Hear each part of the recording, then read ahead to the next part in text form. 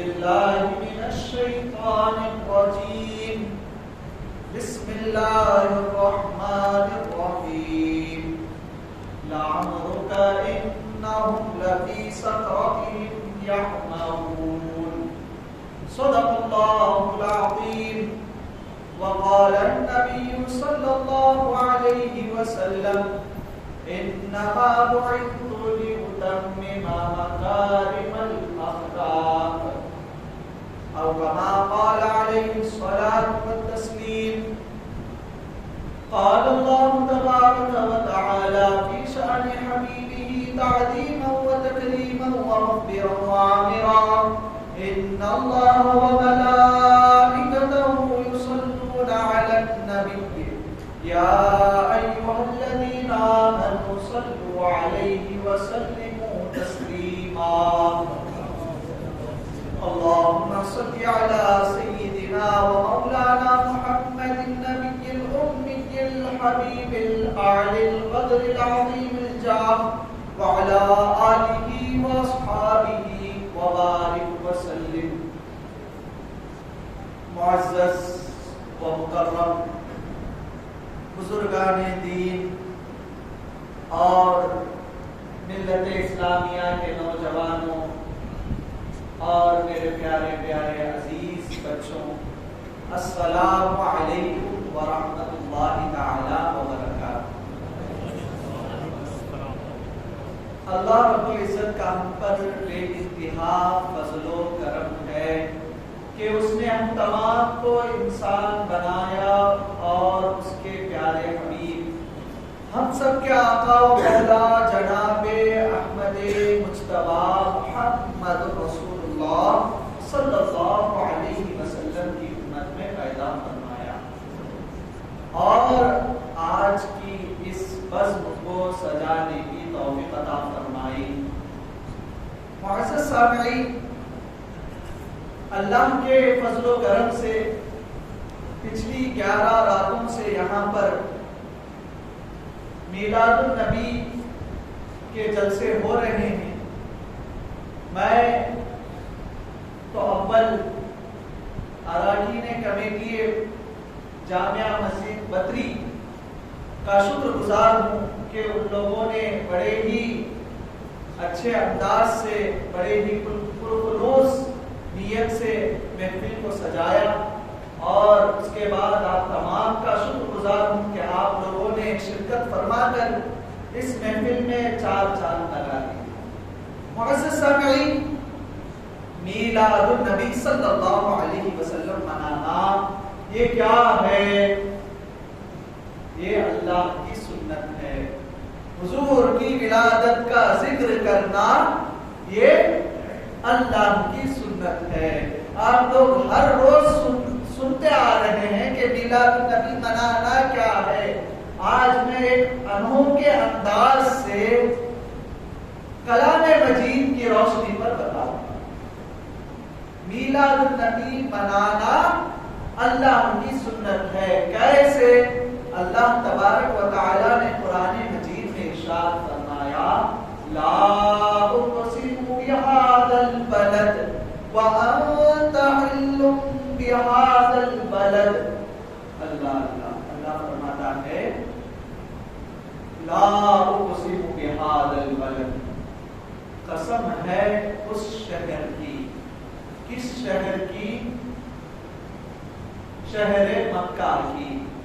باری تعالیٰ شہر مکہ کی قسم تم کیوں کھا رہا ہے؟ وجہ کیا قسم کھانے کی؟ وجہ بھی تو ہونی چاہیے نا. اگر بندہ کسی چیز کی قسم کھاتا ہے تو اس کی وجہ ہوتی ہے. تو باری تعالیٰ سے سوال ہوا مولا میں اپنی خیالی دنیا سے سوال کرتا ہوں، اپنے خیالات میں پوچھ رہا ہوں مولا تو شہر مکہ کی قسم کھاتا ہے، اس کی وجہ کیا؟ شاید وہاں پر تیرا گھر ہے کعبہ اللہ، اس لیے تو قسم کھاتا ہے. تو اللہ کہتا ہے نہیں. اچھا خیر وہاں پہ حجر اسود ہے جو جنتی پتر، اس لیے تو قسم کھاتا ہے. اللہ کہتا ہے نہیں. پھر صفا مروہ ہے، اللہ کہتا ہے نہیں. اچھا مقام ابراہیم ہے، اللہ کہتا ہے پھر مولا تعالیٰ قسم کھانے کی وجہ کیا ہے؟ تو اللہ آگے فرماتا ہے وَأَنْتَ حِلٌّ بِهَذَا الْبَلَدِ، اے حبیب آپ اس شہر میں تشریف لے آئے، آپ کی ولادت شہر مکہ میں ہوئی، اسی لیے میں اس شہر کی قسم کھاتا ہوں۔ شہر مکہ کی قسم اللہ کیوں کھا رہا ہے؟ کیونکہ اس شہر میں حضور سرور کائنات فخر موجودات محمد رسول اللہ صلی اللہ علیہ وسلم کی ولادت ہوئی۔ اللہ اس ولادت کی قسم کھا کے کہتا ہے، تو قسم کھانا ایک وجہ بن گئی۔ اللہ نے اپنے نبی کا ذکر کیا ہے، ولادت کا ذکر کیا ہے۔ آپ اس بستی میں پیدا ہوئے، اسی لیے میں اس بستی کی قسم کھا رہا ہوں۔ اس کی وجہ یہ نہیں کہ یہاں پر کعبہ ہے، یہاں پر مقام ابراہیم ہے، یہاں پر حجر اسود ہے، یہاں پر صفا مروہ ہے، اس کی برکتیں الگ، لیکن اس کی برکتیں، اس کو رفعتیں، اس کو شان اور شوکت اے حبیب آپ کی خاطر میں نے عطا کی، آپ کی خاطر مکے کو میں نے عظمتوں سے نوازا، آپ کی خاطر میں نے مکے معظمہ میں کعبۃ اللہ کو آپ کی خاطر میں نے عظمتوں سے نوازا۔ اس سے پہلے میں نے بتایا تھا مکہ کعبہ، پہلے کعبہ قبلہ نہیں تھا، کعبہ معظمہ پہلا قبلہ تو بیت المقدس تھا نا، اس کا ذکر میں نے پچھلے بیان میں کیا۔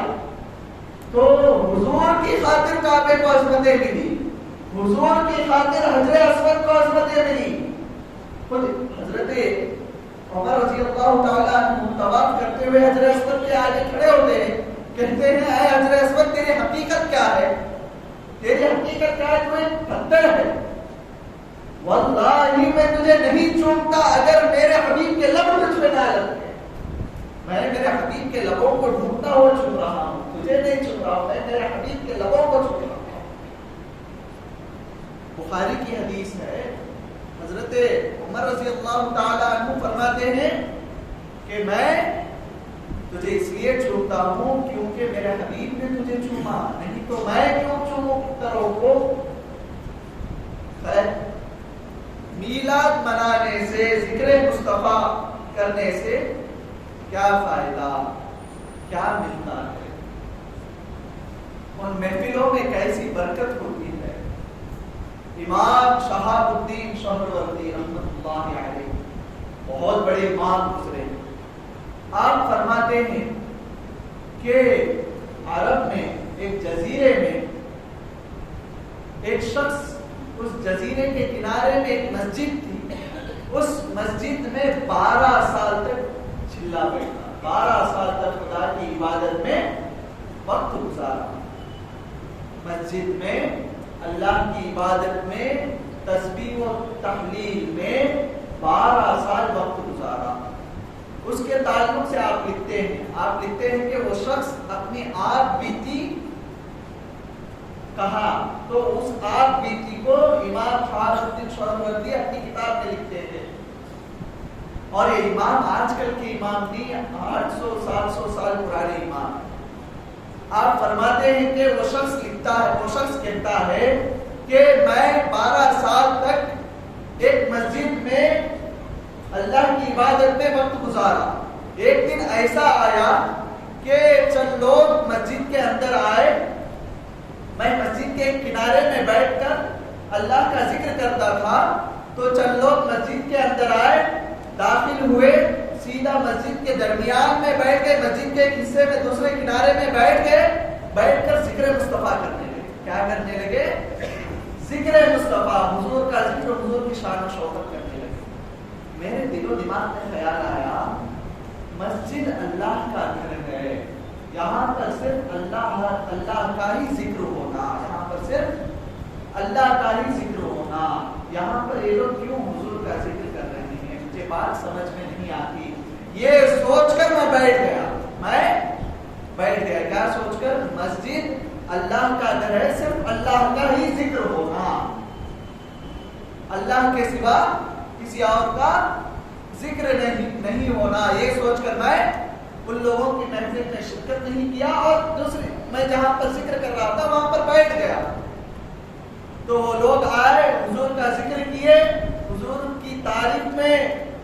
بیان کیے پھر نکل گئے.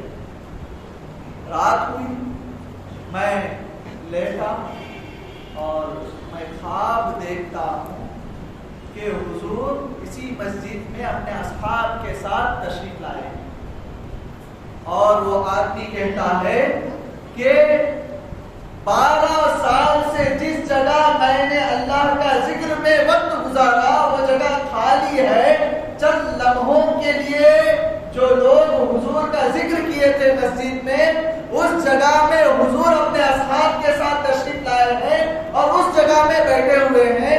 اور منظر اس طرح ہے، وہ آدمی کہتا ہے کہ حضرت ابو بکر رضی اللہ تعالیٰ عنہ کھڑے ہوئے ہیں، حضور کا ذکر کر رہے ہیں اور حضور کہہ رہے ہیں ابو بکر تو نے حق کہا، ابو بکر تو نے حق کہا. میرے دماغ میں خیال آیا، مولا تعالیٰ میں نے 12 سال تیرے ذکر میں وقت گزارا لیکن وہ جگہ خالی ہے جس جگہ پر چند لمحوں کے لیے تیرے حبیب کا ذکر ہوا، اس جگہ میں تیرے حبیب تشریف فرما ہے، تیرے حبیب کے اصحاب تشریف فرما ہے.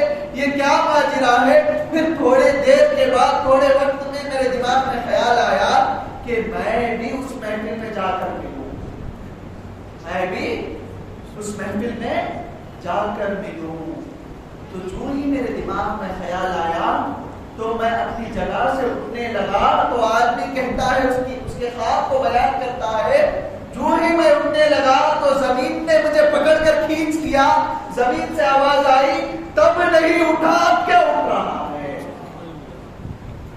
تب نہیں اٹھا اب کیا اٹھ رہا ہے، اب کہاں جا رہا ہے. جب اٹھنا تھا تب نہیں اٹھا.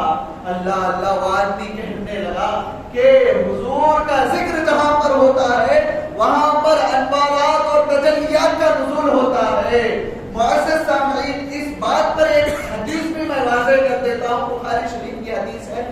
خارج نہ پڑی صاحب، کیا یہ خیالی باتیں یہ نہیں، واضح کرتا ہوں، سن لو. حضور نے فرمایا من رآنی فی المنام فقد رآنی فی الیقظۃ، من رآنی فی المنام فقد رآنی فی الحق. دو حدیثیں. جس نے مجھے خواب میں دیکھا اس نے مجھے حقیقت میں دیکھا، اس نے مجھے حقیقت میں دیکھا. اور ایک حدیث میں آتا ہے، حضور فرماتے ہیں جو مجھے خواب میں دیکھا گویا کہ اس نے مجھے بیداری میں دیکھا، جگتے ہوئے آنکھوں سے دیکھا.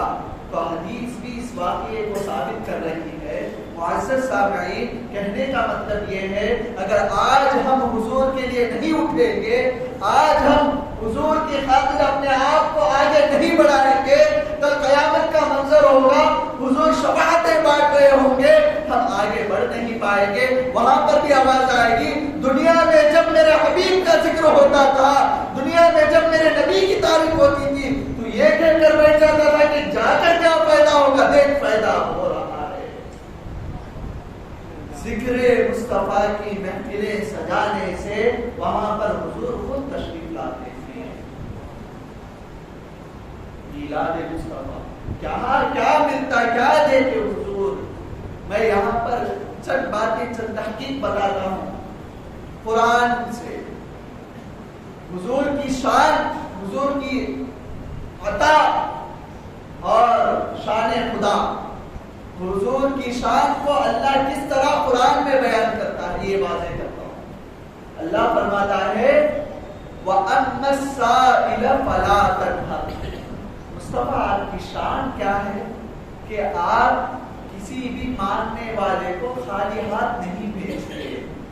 آپ کا کام ہے عطا کرنا، آپ کا کام ہے صرف عطا کرنا. حضور کے پاس، حضور کی شان کیا ہے، حضور کی صفت کیا ہے؟ اللہ فرماتا ہے آپ کا کام عطا کرنا، صرف عطا کرنا. حضور کے لیے یہ فرمایا. مولا میری شان کیا ہے؟ حضور کی شان تو کہتا ہے کہ وَأَمَّا السَّائِلَ فَلَا تَنْهَرْ. میرا حبیب وہ ہے جو مانگنے والے کو، منگتے کو خالی ہاتھ نہیں لوٹاتا، منگتے کی جھولی بھرتا. حدیثیں بھی بے شمار ہیں. اچھا، برکت کے لیے ایک حدیث بھی سنا دیتا ہوں اس آیت کے معنی.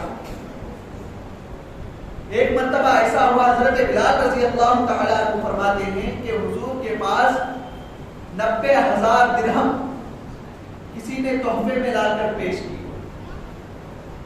تو حضور نے کیا کیا؟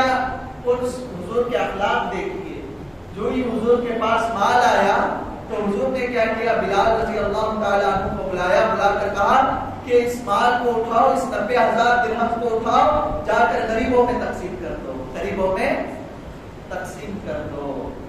تو حضرت بلال گئے، پورے غریبوں میں تقسیم کر دی۔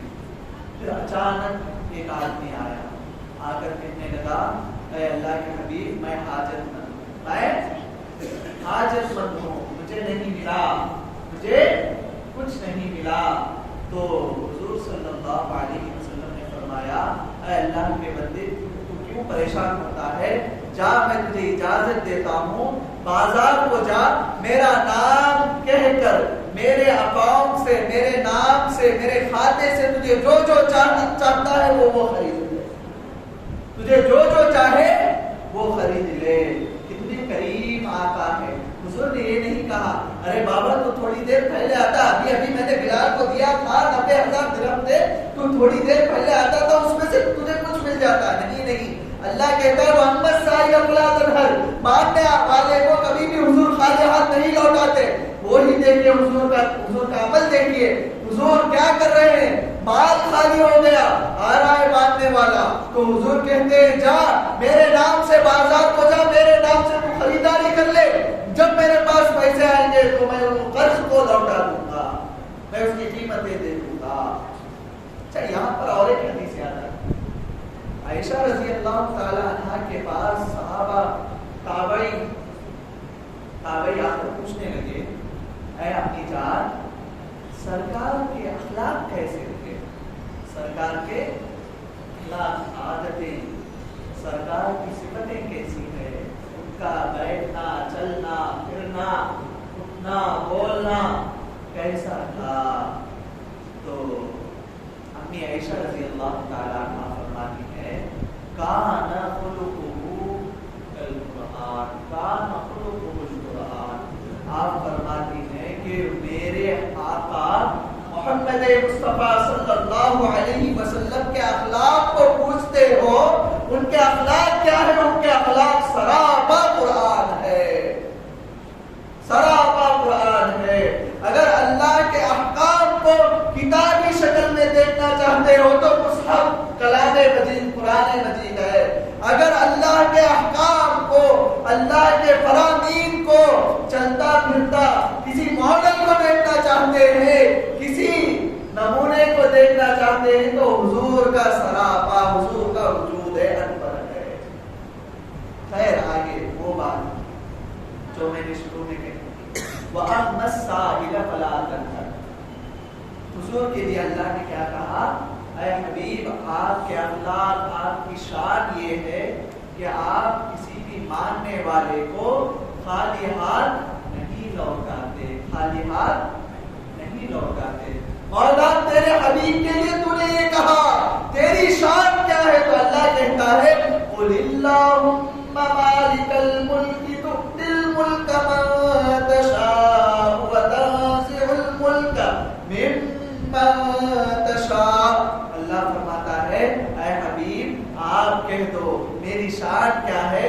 قُلِ اللَّهُمَّ مَالِكَ الْمُلْكِ، جتنی ملکیت ہے، جتنے خزانے ہیں، جتنے ملوک ہیں، پورے میرے ہیں، میں جسے چاہتا ہوں دیتا ہوں، اور میری شان یہ بھی ہے جس سے چاہتا ہوں چھین بھی لیتا ہوں۔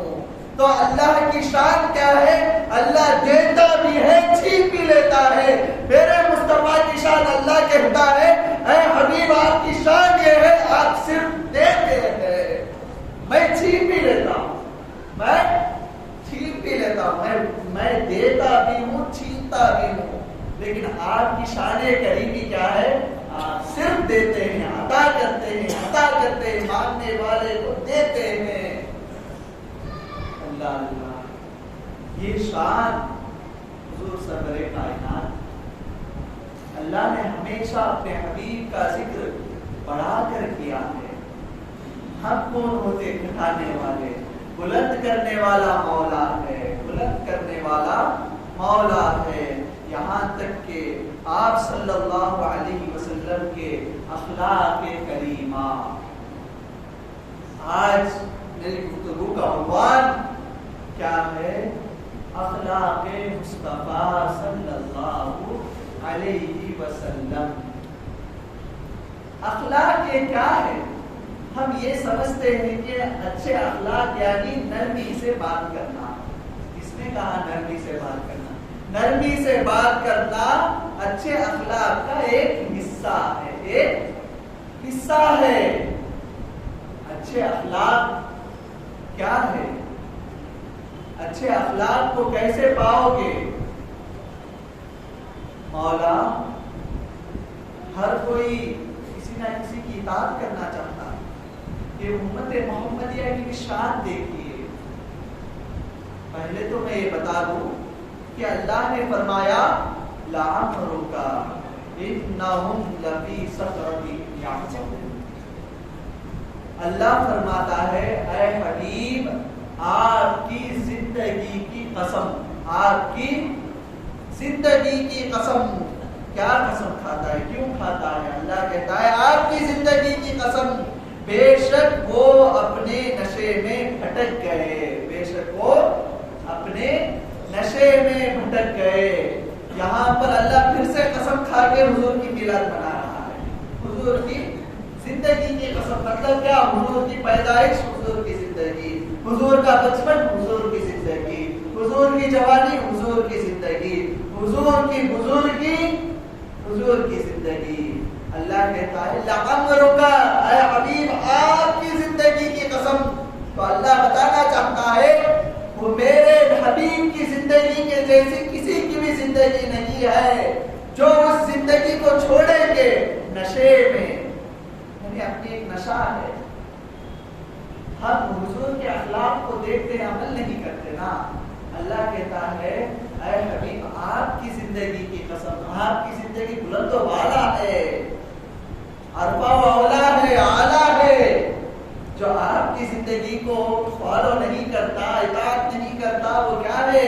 نشے میں ہے، نشے میں بھٹکا ہوا ہے. بے شک انہم لسکرتہم یعمہون. اللہ کہتا ہے بے شک وہ لوگ نشے میں بھٹکے ہوئے ہیں. کیا نشہ ہے؟ دنیا ہے، دنیا کا نشہ. حضور کی زندگی ایک طرف، دنیا کا نشہ ایک طرف. ہمیں دنیا کا ہم پر دنیا کا نشہ ایسا چڑھا ہے کہ ہم حضور کی زندگی کو سنتے ہیں پھر بھی عمل نہیں کرتے. حضور کی زندگی سے کوسوں دور ہیں. خیر، مولا سے پوچھا مولا تو نے ہمیں زندگی سے بخشا، مولا تو نے ہمیں حیات سے بخشا. اس زندگی کو کیسے میں لے چلوں؟ اس زندگی کو کس طرح گزاروں؟ مجھے کچھ رول ماڈل بھی عطا کرتے. وہ رول ماڈل بھی ایسا رہنا کہ سب سے بلند و بالا رہنا. تو اللہ نے فرمایا لقد کان لکم فی رسول اللہ اسوۃ حسنہ. اللہ فرماتا ہے تحقیق تمہارے لیے میرے رسول کا اسوہ حسنہ ہے. لقد کان لکم فی رسول اللہ اسوۃ حسنہ. میرے حبیب کی زندگی تمہارے آگے ہے. مولا تیرے حبیب کی زندگی کیسی ہے؟ ان کے اخلاق کیسے ہیں؟ تو اللہ کہتا ہے انک لعلی خلق عظیم. اے حبیب آپ کے اخلاق سب سے اعلیٰ و ارفع ہے. یہ دعا ہے، ذہن میں رکھیے.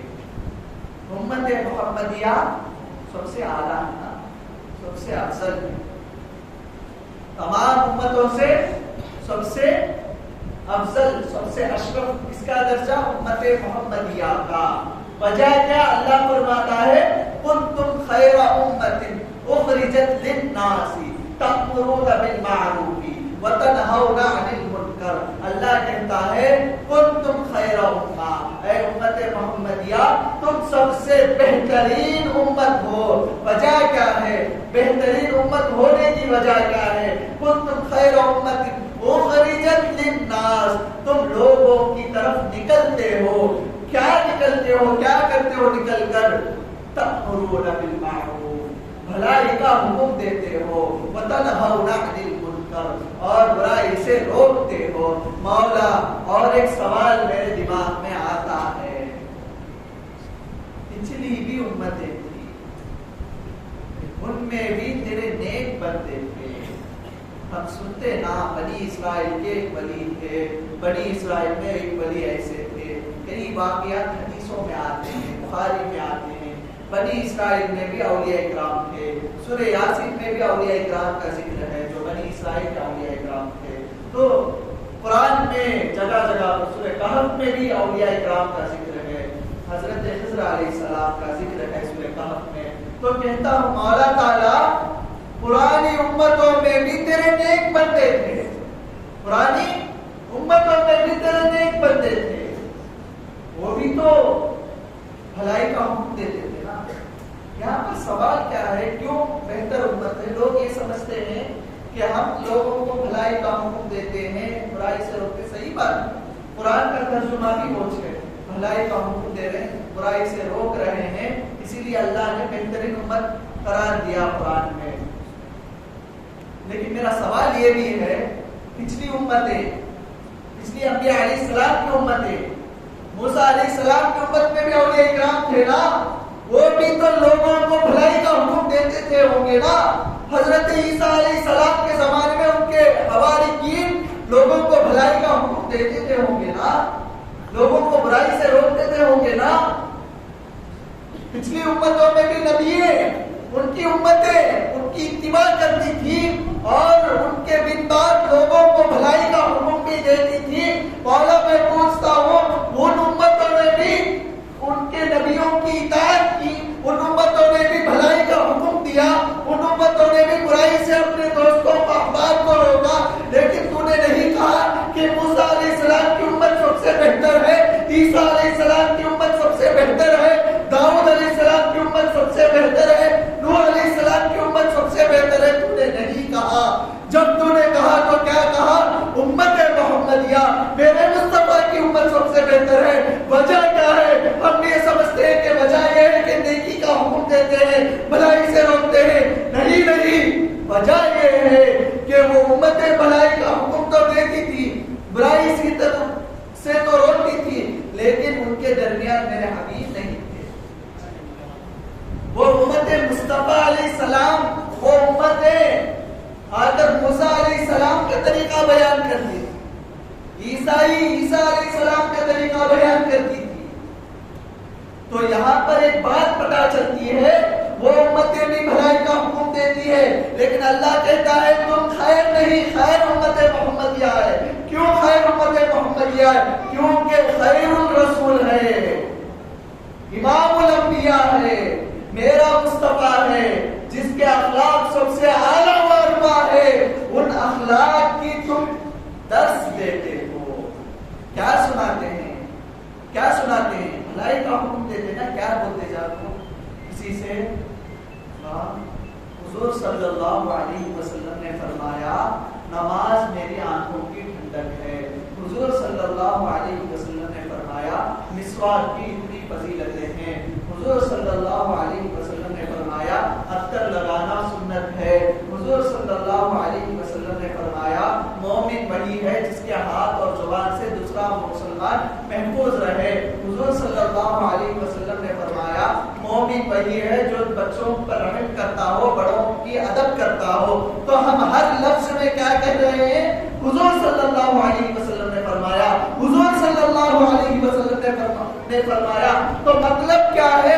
ہم خیر امت اس لیے ہیں، ہم اپنی تبلیغ میں، ہم اپنی دعوت میں حضور کا نام لے رہے ہیں، ہم اپنی دعوت میں حضور کی ادا کو سنا رہے ہیں، ہم اپنی دعوت میں حضور کی سنتوں کو سکھا رہے ہیں. اسی لیے ہم خیر امت ہے. یہ میرے حبیب کے اخلاق ہیں جس کو اللہ نے پسند کر لیا. وہ بھی ایسا پسند کیا کہ جو اس کو فالو کرے گا وہ سب سے بہترین، جو اس کو فالو کرے گا وہ سب سے بہترین، سب سے بہترین، سب سے نبیوں کے امام، امام المرسلین محمد رسول اللہ صلی اللہ علیہ وسلم کی اطاعت، ان کو جو فالو کرے گا، ان کے طریقوں پر اپنی زندگی زندگی گزارے گا وہ سب سے بہترین، اسی لیے تم بہترین ہو، اور کوئی وجہ نہیں۔ یہ نہیں سوچ بیٹھنا کہ ہم اس لیے بہتر ہیں کہ ہم بھلائی کا حکم دیتے ہیں، برائی سے روکتے ہیں۔ ہاں روکتے ہوں گے، کس بھلائی کا تم حکم دیتے ہو؟ جو بھلائی میرے مصطفیٰ کی زبان سے نکلی ہے۔ کس بھلائی کا تم حکم دیتے ہو؟ جو فعل جو کام میرے حبیب نے کیا۔ کس بھلائی کا تم حکم دیتے ہو؟ جو اخلاق میرے مصطفیٰ کے تھے اسی اخلاق کو تم سناتے ہو۔ کس برائی سے تم روکتے ہو؟ جس برائی کو میرے حبیب نے روکا ہے اس برائی کو تم روکتے ہو، اسی لیے تم بہترین ہو۔ ورنہ تو تبلیغ تو امت بنی اسرائیل امت موسیٰ نے بھی کی ہے، ورنہ تبلیغ تو عیسیٰ علیہ السلام کی امت نے بھی کی تھی، تبلیغ تو نوح علیہ السلام کی امت نے بھی کی تھی، تبلیغ تو دیگر انبیاء کی امت نے بھی کی تھی، لیکن وہاں پر میرے حبیب کی ادا نہیں تھی۔ اس امت میں میرے حبیب کی ادا ہے، اسی لیے تم خیر ہو، تم بہتر ہو۔ تو یہ میرے حبیب کے اخلاق، ان کا کردار، میں پہلے یہ بتا رہا ہوں ان کا کردار کتنا اعلیٰ ہے۔ دیکھیے جو اس کردار کو اپنائے گا اللہ کہتا ہے کہ تم بہتر امت ہو، تم بہتر امت ہو۔ اللہ اللہ کیا کردار تھا میرے حبیب کا، کیا کردار تھا۔ ایک عیسائی کہتا ہے کہ میرا ایمان لانے کی وجہ، میرے ایمان لانے کی وجہ یہ تھی کہ میں ایک مرتبہ حضور صلی اللہ علیہ وسلم کی سیرت کو پڑھا، میرے نظر سے ایک واقعہ گزرا، میں نے پڑھا کہ حضور صلی اللہ علیہ وسلم کے پاس ایک صحابی آئے، آ کر کہنے لگے اے اللہ کے حبیب میرا بچہ کھو گیا ہے، میرا بچہ کھو گیا ہے، کئی دن ہو گئے، 2-3 دن ہو گئے میرے بچے کو دیکھے ہوئے، میرا بچہ کھو گیا ہے۔ اتنے میں ایک صحابی آئے، آ کر کہنے لگے اے اللہ کے حبیب ان کے بچے کو میں نے ابھی فلاں باغ میں کھیلتا ہوا دیکھا، فلاں باغ میں کھیلتا ہوا ابھی ان کے بچے کو میں نے دیکھا۔ تو جو ہی باپ کے دماغ میں، باپ کے کان میں یہ بات پڑی تو باپ مچلنے لگا، خوشی کے مارے جھومنے لگا۔ کیوں؟ ہر باپ کو اپنی اولاد آنکھوں کی ٹھنڈک ہے، دل کا قرار ہے نا، دل کا چین ہے۔ تو مطلب کیا، وہ صحابی تڑپنے لگے، فوراً دوڑنے لگے اپنے بیٹے کی طرف۔ حضور نے کہا کہ اس کو پکڑو، پکڑ کے لاؤ میرے پاس۔ جب صحابہ لے آئے ان کو تو حضور نے فرمایا اے میرے صحابی مجھے پتا ہے تم اپنے بیٹے سے کتنی محبت کرتے ہو، میں جانتا ہوں، لیکن میرا ایک سبق ہے، میرا کہنا یہ ہے جب تم جاؤ گے اپنے بچے کے پاس، تمہارا بچہ وہاں بچوں کے درمیان کھیل رہا ہے، جب تم جاؤ گے اپنے بیٹے کے پاس، اپنے بیٹے کو محبت کی وجہ سے 2 دن سے تم نے اپنے بیٹے کو نہیں دیکھا، اس محبت کی شدت، اس بے چینی کی وجہ سے تم اپنے بیٹے سے وہیں پہ زیادہ محبت نہیں کرنے لگنا، اپنے بیٹے کے سامنے اس کو پیار و محبت کی باتیں اس طرح نہیں کرنا۔ تو صحابی نے پوچھا اے اللہ کے حبیب 2 دن ہو گئے میں اپنے بیٹے سے مل کر کیوں نہ کروں میں ایسا؟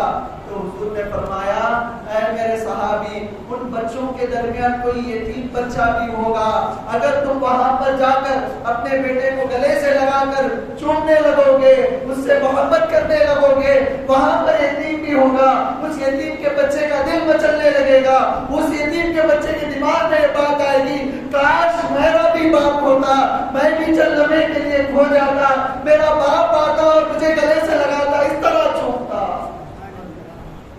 اس طرح چومتا۔ اس درس کو، اس واقعے کو میں نے پڑھا اور میں سوچا کہ اتنی اچھی تربیت کوئی نہیں کر سکتے، اتنی اچھی تربیت کرنے والا دین یہی دین برحق ہے، کیوں نہ میں اس پر ایمان لاؤں، کیونکہ وہ ایمان لے آیا۔ اور روایتوں میں آتا ہے کہ ایک یہودی عورت تھی، اس کا شوہر انتقال کر گیا، اس کا چھوٹا سا بچہ تھا، تو اس کے پاس مال و متاع کچھ بھی نہیں تھا، اس عورت کے پاس پہننے کے لیے، اوڑھنے کے لیے چادر بھی نہیں تھی، دماغ میں خیال آیا، وہ اپنی ماں سے کہا امی جان مجھے اجازت دیجیے میں چچا کے پاس جاؤں، جا کر ان سے کچھ کپڑے لے آؤں گا آپ کے لیے۔ ماں نے منع کیا، مت جانا بیٹا، وہ بدبخت ہے، وہ تجھے اذیت دے گا، وہ برا بھلا کہے گا۔ لیکن بچہ تو بچہ تھا، ماں کی محبت کی، دوڑنے لگا چچا کے پاس، دوڑنے لگا۔ بیٹے میں یہاں ایک بیان کر دوں، میں وہاں اور ایک بیان کر دوں جیسا۔ ہاں تو وہ بچہ دوڑنے لگا چاچا کے پاس، جا کر کہا اے چچا جان میرے ماں کے پاس اوڑھنے کے لیے کوئی بھی چادر نہیں ہے، آپ کوئی کپڑا دے دیجیے میں میری ماں کو دے دوں۔ تو اس بچے کو برا بھلا کہہ کر اسے ڈانٹ کر چچا نے اسے ہٹا دیا، اسے دھتکار دیا، نکل جا یہاں سے کہہ کر۔ وہ بچہ روتا ہوا آیا تو راستے میں کسی سے ملاقات ہوئی، تو وہ ملاقات کس سے ہوئی؟ کسی صحابی سے ہوئی۔ تو انہوں نے کہا کہ اے بیٹا کیا ہوا؟ تو بچہ کہنے لگا ایسا میرے ابا کا انتقال ہو گیا، میرے ماں کے پاس پہننے کے لیے کچھ بھی نہیں ہے۔ تو انہوں نے کہا کہ تم جاؤ محمد کے پاس صلی اللہ علیہ وسلم کے پاس جاؤ، وہ تمہاری مدد کریں گے۔ تو بچہ اپنی ماں کے پاس گیا، جا کر کہنے لگا اے اپنی جان چچا نے میرے ساتھ بدسلوکی کی، لیکن میں جب راستے سے آ رہا تھا تو کسی نے مجھ سے کہا کہ تم محمد صلی اللہ علیہ وسلم کے پاس جاؤ، وہ ضرور تمہاری مدد کریں گے، وہ ضرور تمہاری مدد کریں گے، کیا میں جاؤں؟ تو ماں نے کہا بیٹا وہ نیا دین لے آئے ہیں، جو بھی ان کے پاس جاتا ہے ان کا ہو جاتا ہے۔ تو بچہ کہتا ہے ماں میں جاؤں گا لیکن ان کا نہیں ہوں گا، میں ان کا نہیں ہوں گا۔ تو بچہ اسی طرح حضور کے پاس جاتا ہے، جا کر کہتا ہے کہ اے محمد صلی اللہ علیہ وسلم میں پہلے ایک بات بتا دیتا ہوں، میں پہلے ایک بات بتا دیتا ہوں، میں کسی وجہ سے آپ کے پاس آیا ہوں، لیکن میں تمہارا دین قبول نہیں کروں گا، میں تمہارا دین قبول نہیں کروں گا۔ حضور مسکرا کر کہنے لگے اے بیٹے اے بچے کیا چاہیے تیری حاجت بتا، تو میرا دین قبول نہیں کرے تو بھی چلتا، تو بتا تیری حاجت کیا ہے۔ تو بچہ کہنے لگا اے محمد صلی اللہ علیہ وسلم میرے والد کا انتقال ہو گیا، میں میرے چچا کے پاس گیا تو چچا نے مجھے دھتکار دیا، کسی نے کہا کہ آپ کے پاس جو آتا ہے آپ اسے خالی ہاتھ نہیں بھیجتے، میری ماں کے پاس پہننے کے لیے کوئی لباس نہیں ہے، کچھ عطا کیجیے۔ تو حضور اپنی چادر جو اوڑے ہوئے تھے فوراً نکالتے ہیں، اس بچے کو دیتے ہیں اور کہتے ہیں جا یہ رحمت والی چادر لے جا، جا اپنی ماں کو اڑا دے۔ وہ بچہ دوڑتا ہوا آتا ہے، آ کر اپنی ماں کے پاس پیش کرتا ہے، ماں پوچھتی ہے یہ چادر کہاں کی ہے؟ تو بچہ کہتا ہے ماں اپنی جان میں محمد کے پاس گیا تھا، آپ نے کہا کہ وہ نیا دین لائے ہیں، ان کا دین قبول نہیں کرنا، میں نے ویسا ہی کیا، میں نے کہہ دیا کہ پہلی شرط میری یہ ہے کہ میری حاجت تو ہے لیکن میں تمہارا دین قبول نہیں کروں گا۔ تو ماں نے کہا تو انہوں نے کیا کیا؟ تو انہوں نے اپنی چادر اتار کر دے دی۔ تو ماں کے زبان سے الفاظ نکلے اے میرے بچے جو تیری ماں کے کام آ جائے، جو رحمت کی چادر تیری ماں میں اڑا دے، کیوں اس کا دین قبول نہ کرے؟ چار پہلے رکتا نرما اللہ اللہ حضور کے اخلاق کو دیکھ کر سن کر پڑھ کر لوگ مسلمان ہو رہے ہیں، لوگ مسلمان ہو رہے ہیں۔ آج ہماری بدبختی، ہم گناہگار، بدکار، سیاہکار، بے وفا، ہم حضور کے بے وفا ہیں۔ اللہ اللہ کتنے قریب نبی ہیں، کتنے قریب نبی ہیں۔ حضرت فضل بن عباس رضی اللہ تعالیٰ فرماتے ہیں میں ہی سب سے آخر شخص ہوں جو حضور صلی اللہ علیہ وسلم کا چہرہ انور کو دیکھا، جس نے حضور صلی اللہ علیہ وسلم کے چہرے کو دیکھا، میں ہی وہ آخر شخص ہوں۔ وہ کہتے ہیں کہ جب حضور صلی اللہ علیہ وسلم کو قبر انور میں اتارا تو آپ کے کفن مبارک کی گاٹیوں کو کھولا، جب میں کھولا تو میرے دماغ میں خیال آیا یہ ایک مرتبہ حضور کا چہرہ دیکھوں، یہ سوچ کر جب میں نے کفن کو کھولا تو تو لبے مبارک ہل رہے ہیں، حضور کے لبے مبارک ہل رہے ہیں۔ جب میں نے سوچا کہ ان لبوں سے کیا نکل رہا ہے، کچھ آواز آ رہی ہے، جب میرے کان میں ان لبوں کے پاس لگایا تو میں سنتا ہوں کہ حضور کہہ رہے ہیں ربی حبلی امتی، اے اللہ میری امت کو میرے حوالے کر دے، میری امت کو میرے حوالے کر دے۔ اللہ اللہ، حضور پیدا بھی ہوئے یہی کہتے ہوئے ربی حبلی امتی، ربی حبلی امتی کہتے ہوئے پیدا ہوئے۔ اللہ اللہ، جب دنیا سے ظاہری مثال کر کے جا رہے ہیں، قبر انور پر جب دیکھ رہے، بخاری شریف کی حدیث ہے، آپ فرماتے ہیں لبے انور سے حضور کے یہ آواز آ رہی تھی، اے مولا میری امت کو میرے حوالے کر دے، میری امت کو میرے حوالے کر دے۔ جب میں یہ حدیث پڑھتا ہوں، اے اللہ کے رسول، میں بدکار، میں سیاہکار، آپ کی سنتوں کو چھوڑتا ہوں، آپ کی وفاداری نہیں کرتا ہوں، آپ سے محبت نہیں کرتا ہوں، لیکن آپ کی شان کریمی دیکھیے، اس غدار کو بھی آپ مان رہے ہیں اللہ سے، اس غدار کو بھی مان رہے ہیں۔ ہماری زندگی کیا ہونی چاہیے؟ اللہ اللہ، میلاد النبی ہے، میلاد الرسول ہے، آج عہد کر لو۔ میلاد کا تحفہ کیا ہے؟ آج عہد کر لو۔ میلاد میں تو محفلیں بہت سجا لی، میلاد میں تبرکات بہت بانٹ دیے، آج عہد کر لو۔ یہ تحفہ کیا تحفہ؟ آج سے میں گناہ چھوڑ دوں گا، آج سے سنت رسول کو اپنا لوں گا، آج سے حضور کی زندگی میری زندگی ہو جائے گی۔ برکتیں ہیں، عزتیں ہیں، رفعتیں ہیں حضور کی زندگی میں۔ میں نے پہلے بھی بیان کیا، جمعہ میں بھی میں نے بتایا کیا رفعتیں ہیں، حضور کی ادا کو ادا کرنے میں کیا رفعتیں ہیں۔ حضور سرور کائنات صلی اللہ علیہ وسلم نے فرمایا من احب سنتی، جو میری سنت سے محبت کرے گا، جو میری سنت سے، میری ادا سے، میرے اخلاق کو اپنائے گا، اسے کیا ملے گا؟ ہم سنتوں کو پھیر کر، سنتوں سے منہ موڑ کر ہم یہ سمجھتے ہیں کہ ہمیں عزت مل جائے گی، داڑھی کو شیو کر کر ہم یہ سمجھتے ہیں کہ مجھے عزت ملے گی۔ نہیں ملے گی بابا، سنتوں کو چھوڑو گے تو عزت نہیں ملے گی، ذلیل ہوگے، ذلیل، دنیا میں بھی ذلیل، آخرت میں بھی ذلیل۔ میں ہر اس نوجوان کے لیے بھی کہتا ہوں، بچے شکایت کرتے مولوی صاحب داڑھی رکھا تو آفس میں جماعت میں نہیں، کمائی کا مسئلہ ہے، ہر ایک کے لیے یہ حدیث ہے، سن لو۔ جمعہ میں بھی میں نے سنائی، اب بھی سناتا ہوں۔ حضور فرماتے ہیں من احب سنتی، جو میری سنت سے محبت کرتا ہے، جو میرے اخلاق سے، میرے عادات سے، جو میری ادا سے، میرے ہر عمل سے محبت کرتا ہے، اسے کیا ملے گا؟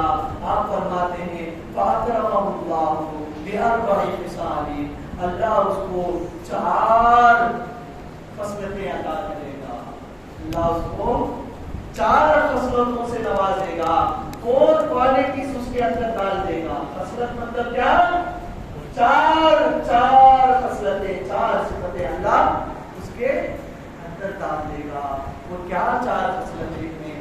حضور فرماتے ہیں المحبت فی قلوب البرراء، حضور فرماتے ہیں کہ نیک لوگوں کے دلوں میں اللہ اس کی محبت کو ڈال دے گا۔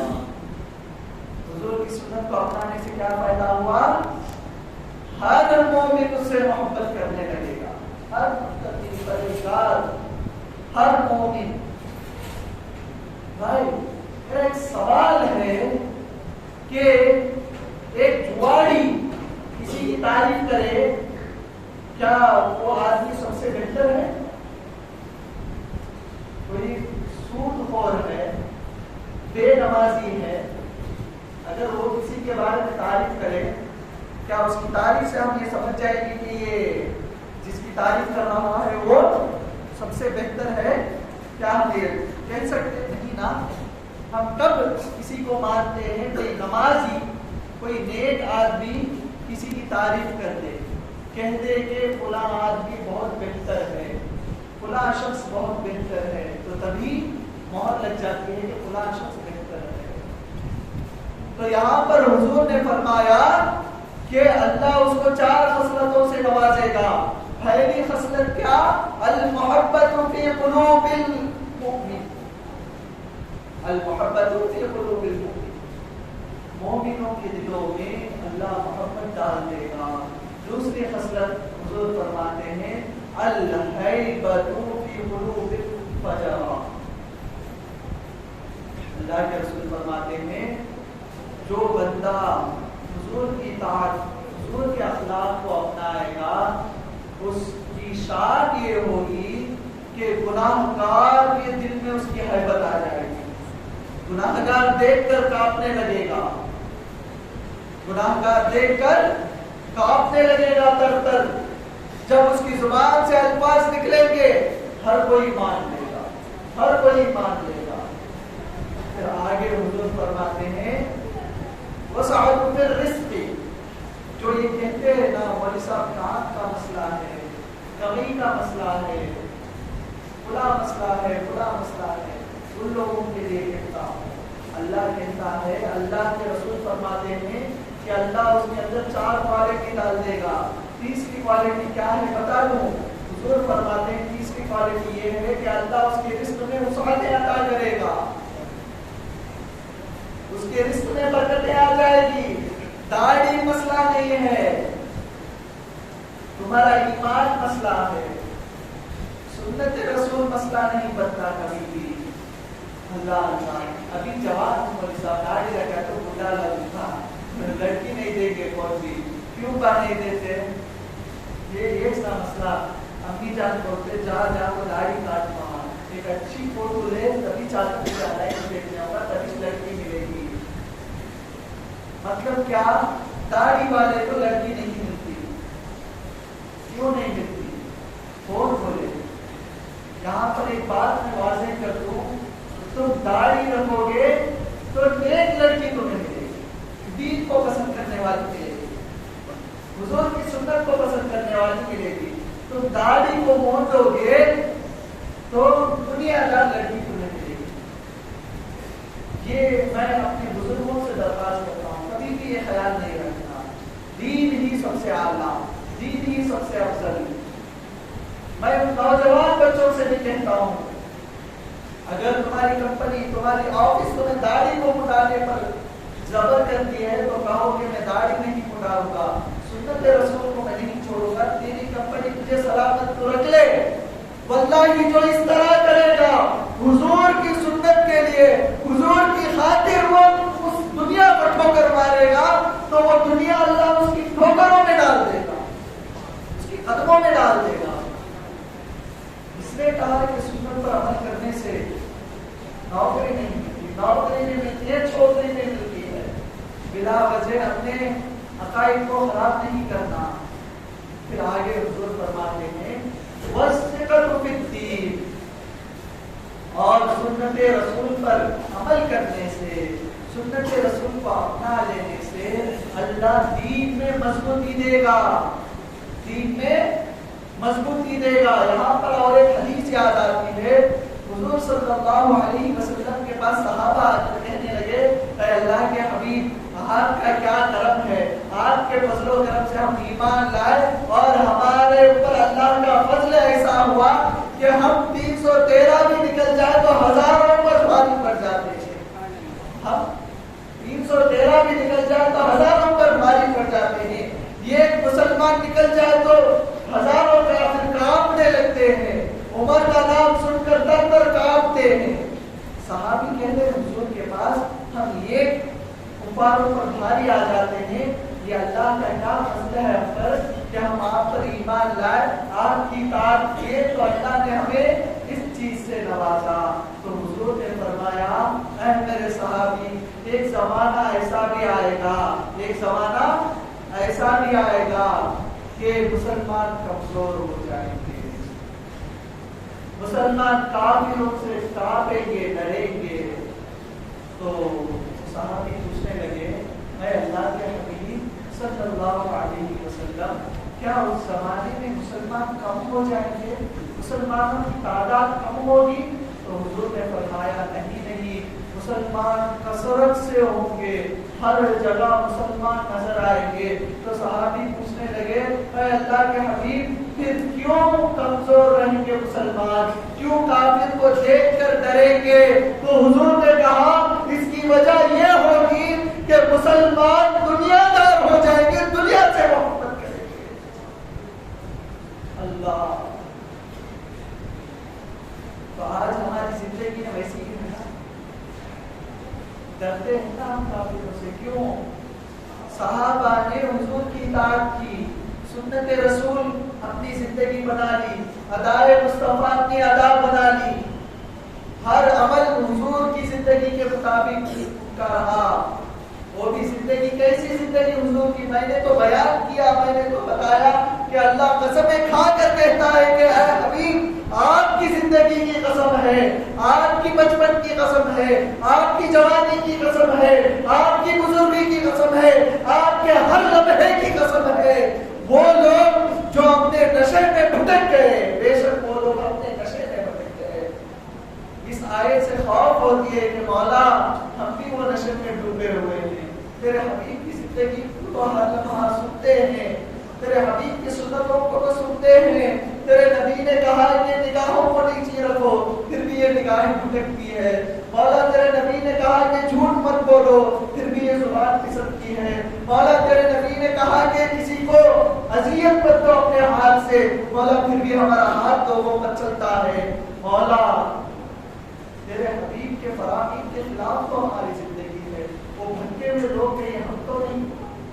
حضور نے حدیث کہا کہ ایک زمانہ آئے گا میرے صحابی، مسلمان کثرت سے ہوں گے لیکن کفاروں سے ڈریں گے۔ اس کی وجہ واضح ہے، حضور نے کہا کہ سنتوں کو چھوڑو گے تو کافروں سے پالا پڑے گا، تمہارا دین کمزور ہوگا، تمہارا دین کمزور ہوگا، تمہارا جو حیبت، تمہاری جو خشیتیں ہیں، تمہارا جو جلال ہے یہ ختم ہو جائے گا۔ تو حضور کی سنتوں سے اپنی زندگی کو سنوارو، حضور کی ادا کو اپنی ادا بنا لو، اسی میں کمال ہے، اسی میں کمال ہے، اسی میں کامیابی ہے۔ کیوں؟ اللہ نے کہا لقد کان لکم، اے لوگ جان لو تمہارے لیے اسوہ حسنہ کیا ہے، میرا حبیب ہے۔ لقد کان لکم فی رسول اللہ اسوہ حسنہ، اللہ فرماتا ہے میرے حبیب کی زندگی تمہارے لیے سب سے بڑا کامیاب ہے، سب سے بہتر کردار میرے حبیب کا کردار ہے، جو یتیموں کے لیے بھی سہارا ہے، جو بیواؤں کا بھی سہارا ہے۔ ہماری زندگی کیا ہے، حضور کی زندگی کیا ہے، ہم غور کریں گے۔ آج ہم وعدہ کر کے اٹھیں گے، یہاں سے آج ہم وعدہ کر کے اٹھیں گے، جو گناہ میں کر رہا ہوں چھوڑ دوں گا، ادائے مصطفیٰ پر اپنی زندگی گزاروں گا، جو لمحے گزر گئی عمر، 70 برس بیت گئے، 40 برس بیت گئے، 30 برس بیت گئے تو بیت گئے، لیکن آنے والی زندگی مصطفیٰ والی زندگی ہوگی، اخلاق مصطفیٰ میری زندگی ہوگی، کردار مصطفیٰ میری زندگی ہوگی۔ یہ زبان جب ماں باپ کے آگے چلے گی تو دھیمی چلے گی۔ اللہ اللہ بتا دوں میں، میرے حبیب نے کہا اے لوگوں ماں باپ کی فضیلتوں کو خود سے ہو تم سنو۔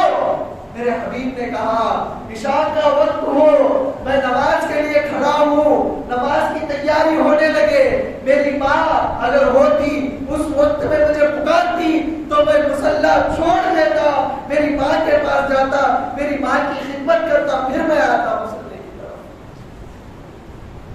یہ میرے نبی کا کہنا ہے۔ آج ہماری زندگی کیا ہے؟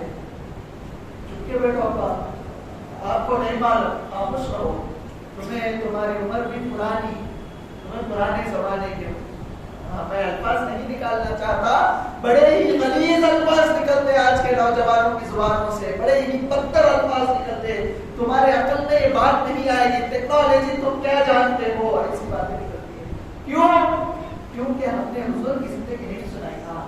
میلاد کی گھنٹیوں سے دور رکھیں گے تو یہ چھوڑا، سیرت رسول سے ہم دور رکھیں گے تو یہ چھوڑا، حضور کی محبت سے ہم دور کریں گے تو یہ چھوڑا۔ ہوا. صحابہ نے پوچھا حجۃ الوداع خطبہ دے رہے ہیں حضور صلی اللہ علیہ وسلم کا.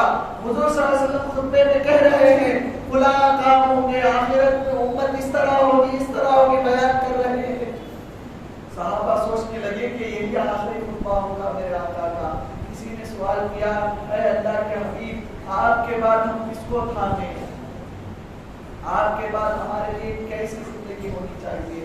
تو حضور نے فرمایا کہ میرے بعد تم قرآن کو تھام لو اور میری سنت کو تھام لو, میری سنت کو اور قرآن کو تھام لو, کبھی بھی تم گمراہ نہیں ہوگے, کبھی بھی تم لن تضلوا ابدا. حضور فرماتے ہیں میری سنت اور اللہ کے کلام کو تھام لو, کبھی بھی گمراہ نہیں ہوگے.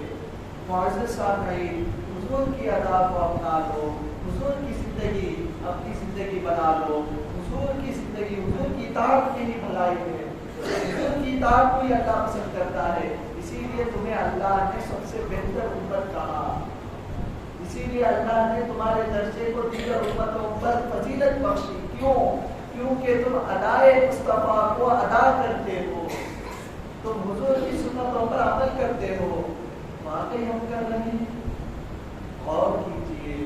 آج یہاں سے اٹھیں گے تو یہ کہہ کر اٹھیں گے میرے حبیب نے کہا کہ جعلت قرۃ عینی فی الصلاۃ, نماز میری آنکھوں کی ٹھنڈک ہے. اے حبیب میں نے آپ کی آنکھوں کی ٹھنڈک کو بہت چھینا. 40 سال بیت گئے میں نے فجر کی نماز چھوڑی, 40 سال بیت گئے میں نے ظہر کی نمازیں چھوڑی, زندگی بیت گئی میں نے کئی نمازیں چھوڑی, آپ کی آنکھوں کو میں نے تکلیف پہنچائی. اے اللہ کے حبیب آئندہ نہیں ہوگا, میں فجر بھی پڑھوں گا, ظہر بھی پڑھوں گا, عصر بھی پڑھوں گا, مغرب بھی پڑھوں گا, عشاء بھی پڑھوں گا, ساتھ درود بھی پڑھوں گا. آپ کی دل کو بھی ٹھنڈک پہنچاؤں گا, آپ کی آنکھوں کو بھی ٹھنڈک پہنچاؤں گا. یہ عمل کر کر ہوئے. کوئی جھوٹ بولتا ہے تو جھوٹ چھوڑ دوں گا, کوئی بدکاری کرتا ہے اے اللہ کے حبیب میں بدکاری چھوڑ دوں گا, آج سے نہیں کروں گا, آج سے چھوڑ دوں گا. میری نگاہیں بہت بھٹکی ہے اللہ کے حبیب, آج سے چھوڑ دوں گا, آج سے بدکاری. ان نگاہوں کو ایسی حفاظت کروں گا کہ اس میں آپ کے جلوے نظر آئے, آپ کے جلوے نظر آئے. ہر سال ہم ان آنکھوں سے آثار مبارک کو دیکھتے ہیں. اللہ اللہ, صحابہ کی زندگی حضور کو دیکھنے کے بعد کسی چیز کی طرف ان کی آنکھیں نہیں جاتی. حضور کی زلفوں کا کوئی ذکر کرتے ہیں, حضور کے ناخن مبارک کا بھی ذکر ہے حدیث میں. صحابیہ فرماتی ہے ایک مرتبہ میرے ابا جان کو کسی چیز کا سوال کرنا تھا, تو میں سوچی کہ میں بھی ساتھ میں جاؤں گی اور جا کر جمال مصطفیٰ کو دیکھوں گی, سرکار کا چہرہ دیکھوں گی. اسی بہانے میں میرے ابا جان کے ساتھ میں گئی. تو میں جب حضور کے پاس پہنچی تو میری نظر پہلے نیچی تھی, حضور کے قدم انور کے پاس میری نگاہیں تھی, ان قدموں پر ہی میں اتنا کھو گئی. حضور کے مبارک پیر کی مبارک انگلیوں میں اتنا کھو گئی کہ حضور کا چہرہ دیکھنا ہی میں بھول گئی. میرے ابا جان کا سوال بھی ختم ہو گیا, میں لوٹ کر آ گئی. یہ جمال میرے حضور کا. ہر سال ہم آثار دیکھتے ہیں, ہر سال ان آنکھوں سے ہم حضور کے زلفوں کو دیکھتے ہیں, پھر بھی انہیں آنکھوں سے ہم بدکاری, انہیں آنکھوں کو ہم بہکاتے ہیں, انہیں آنکھوں سے ہم ٹیلی ویژن دیکھتے ہیں, انہیں آنکھوں سے ہم فحش چیزوں کو دیکھتے ہیں. کیا خوف نہیں آتا کل حضور کو یہ چہرہ دکھانا ہے, کل حضور سے میرا مقابلہ ہوگا, کل حضور کے سامنے مجھے کھڑا ہونا ہے, کیا خوف نہیں آتا؟ آج سے گناہ ختم کرو, آج سے ہر برے کام ختم. یہ میلاد کا موقع. ہم تحفے تو بناتے ہیں, درود تو پڑھ کر تحفوں میں بھیجتے ہیں, کھانا پکا کر تبرک تو بانٹتے ہیں, اس کا ثواب تو پہنچاتے ہیں. اگر حضور کو خوش کرنا چاہتے ہو واقعی کھانا بانٹو ایک طرف, حضور کو خوش کرنا چاہتے ہو سنت رسول اپنا لو, حضور کو خوش کرنا چاہتے ہو آج سے نمازیں نہیں چھوڑیں گے, یہ وعدہ کر لو. جو داڑھی نہیں رکھے آج سے وعدہ کر کے اٹھو کہ انشاءاللہ عز و جل میری داڑھی کی ایک مشت کی ہوگی، میں بھی داڑھی رکھوں گا، جو میرے نبی کی سنت ہے اس سنت کو اپنا لوں گا۔ جب تم اس سنت کو اپنا لو گے، میرے حبیب نے کہا کہ مومن کے دلوں میں تمہاری محبتیں آ جائیں گی، مومن محبت کرنے لگ جائے تو پوری دنیا محبت کرے گی۔ ہر کوئی تمہارے سے، تمہارے جمال سے، تمہاری زبان، تمہارے کردار سے کانپے گا گناہ گار، ہر کوئی تمہاری بات سنے گا، گھروں میں برکتیں آئے گی۔ سنتوں کو اپنا لو، اپنی بچیوں کو بھی سنتیں سکھاؤ، گھر میں بھی ہر جگہ بھی سنتوں کو پھیلاؤ۔ یہی اصل پہلانا ہے، یہی اصل تبلیغ ہے، یہی اصل دعوت ہے۔ دعوت و تبلیغ کا مطلب کیا ہے؟ ادائے مصطفیٰ کو عام کرنا، سنت رسول کو عام کرنا، ہر ایک کے پاس جا کر ذکر مصطفیٰ کرنا۔ میرے نبی کی زندگی ایسی تھی، میرے نبی کا بچپن ایسا تھا، میرے نبی کی جوانی ایسی تھی، میرے نبی کی بزرگی ایسی تھی، میرے نبی اس طرح بیٹھتے تھے، میرے نبی اس طرح چلتے تھے، میرے نبی اس طرح وضو کرتے تھے، میرے نبی تہجد اس طرح گزارتے تھے۔ یہی تبلیغ ہے، یہی دعوت کا کام ہے۔ تو معزز سامعین، میں اسی پر اپنی گفتگو کو ختم کرتا ہوں۔ میرا کہنے کا مقصد یہی ہے کہ ادائے مصطفیٰ کو اپنا لو، اس سے بڑھ کر کوئی اخلاق نہیں۔ ہم تو چاہتے ہیں کہ اپنے بچے کو عبد الکلام کے جیسا بناؤ، اپنے بچوں کو فلاں سائنٹسٹ کے جیسا بناؤ۔ یہ سائنٹسٹ وغیرہ دنیا میں ختم ہو جائیں گے، ان کا نام بھی ختم ہو جائے گا۔ تم اپنے بچے کو حضور کے جیسا بناؤ گے تو آج بھی خواجہ معین اجمیری کا نام زندہ ہے، آج بھی غوث اعظم کا نام زندہ ہے، آج بھی موسیٰ شاہ قادری کا نام زندہ ہے، آج بھی اللہ کے ہر ولی کا نام زندہ ہے۔ کیوں زندہ ہے؟ کیونکہ انہوں نے اپنی زندگی حضور کی سنتوں کے مطابق گزاری، کیونکہ انہوں نے اپنی زندگی حضور کی ادا کے مطابق اپنی زندگی کو گزارا۔ اسی لیے آج بھی ان کا نام زندہ ہے، قیامت تک بھی زندہ رہے گا۔ قیامت کے میدان میں، حشر کے میدان میں بھی ان کے جلووں کو، ان کی شان کو تم دیکھو گے۔ کیوں دیکھو گے؟ کیونکہ انہوں نے اپنی زندگی حضور کے اخلاق کے مطابق گزاری۔ تو تم بھی اپنے بچوں کے دلوں میں، ان کے دماغوں میں حضور کے اخلاق کو ڈالو، حضور کی زندگی کو ڈالو، اطاعت الرسول ان کی زندگی بنا لو۔ یہاں پر بھی چمکیں گے، قیامت میں بھی چمکیں گے۔ یہ کیا چمکیں گے؟ ان کے ساتھ والوں کو بھی یہ چمکائیں گے، ضرور چمکائیں گے۔ تو حضور سے بڑھ کر کسی کے اخلاق نہیں، حضور سے بڑھ کر کسی کا کردار نہیں۔ اس کردار کو اپنا لو، اپنی زندگی کو چمکاؤ، اپنے گھر والوں کو بھی چمکاؤ۔ تو باری تعالیٰ سے دعا کو، باری تعالیٰ ہم تمام کو حضور کی سنتوں پر عمل کرنے کی توفیق عطا فرمائے، حضور کی زندگی اپنانے کی توفیق عطا فرمائے۔ اے اللہ، تیرے حبیب کی نافرمانی ہم نے بہت کر لی، مولا ہم معافی چاہتے، مولا معاف کر دے۔ تیرے حبیب کے بتائی ہوئی زندگی پر عمل کرنے کی توفیق عطا فرما، اس ادا کو ادا کرنے کی توفیق عطا فرما جس ادا سے تو راضی ہوتا ہے۔ تیرے حبیب کی زندگی عطا کرنے کی، تیرے حبیب کی سنتوں پر عمل کرنے کی توفیق عطا فرما۔ اے مولا، ہم نے بہت بھول کی، ہم نے بہت بھول کی، ہمیں معاف کر دے، ہمیں معاف کر دے مولا۔ آج سے میں ضرور میری ہر زندگی کا عمل سنتوں کے مطابق گزارنے کی کوشش کروں گا، لیکن مولا تیری مدد چاہیے، تیری مدد چاہیے، مجھے مدد فرما، مجھ پر کرم فرما۔ میں بھی اپنی زندگی تیرے حبیب کی زندگی بنا لوں۔ تو کرم نہیں کرے گا تو میں عمل نہیں کر پاؤں گا۔ مولا تو کرم فرما، کرم فرما۔ آمین بجاہ نبی صلی اللہ علیہ وسلم۔ وآخر دعوانا الحمد للہ رب العالمین۔